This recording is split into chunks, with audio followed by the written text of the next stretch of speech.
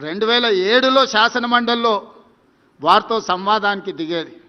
పర్టికులర్గా 2009 బడ్జెట్ సెషన్స్లో ఎట్టయినా రాజశేఖర రెడ్డి గారి దృష్టి ఆకర్షించాలి, రాజశేఖర రెడ్డి గారితో వాదనలో నిలబడాలి అని రాత్రి మొత్తం బడ్జెట్ మీద చదువుకొని ఉదయం ఒక్క క్షణం కూడా నిద్రపోకుండా ఇంట్లో నుంచి సరాసరి శాసనసభకి వెళ్ళి రాజశేఖర రెడ్డి గారి ముందు నిలబడి 53-54 నిమిషాలు బడ్జెట్ మీద మాట్లాడితే మొదటిసారి ఎమ్మెల్యే కదా అని రాజశేఖర రెడ్డి గారు తీసి పడేయలేదు. రాజశేఖర రెడ్డి గారు ముఖ్యమంత్రిగా లేచి నిలబడి నేను మాట్లాడిన ప్రతి మాటకు, నేను చేసిన ప్రతి విమర్శకు ముఖ్యమంత్రిగా వారు సమాధానం చెప్పి ప్రోత్సహించిండు. తర్వాత కలిసినప్పుడు కొత్తగా రాజకీయాలకు వచ్చే వాళ్లకు అవకాశం ఇవ్వాలి, మేము సమాధానం చెప్పడం ద్వారా వాళ్ళని ప్రోత్సహించిన వాళ్ళం అవుతామని నేను కలిసినప్పుడు వైఎస్ఆర్ గారు చెప్పిండ్రు.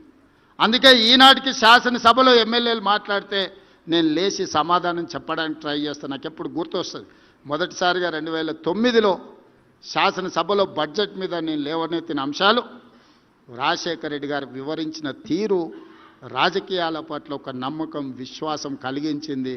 అలాంటి రాజకీయాలు రావాలి. ఎవరికైనా అధికారం వస్తే అహంకారం వస్తుంది, అహంకారంతో పాటు ఆలోచనలు మారుతాయి.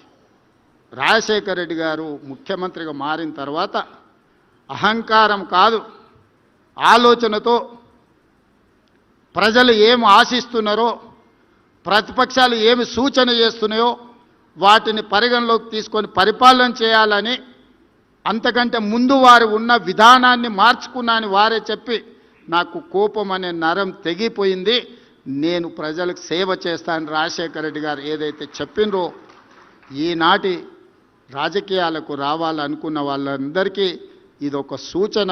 ఈ సూచనలతో ముందుకు వెళ్దాం.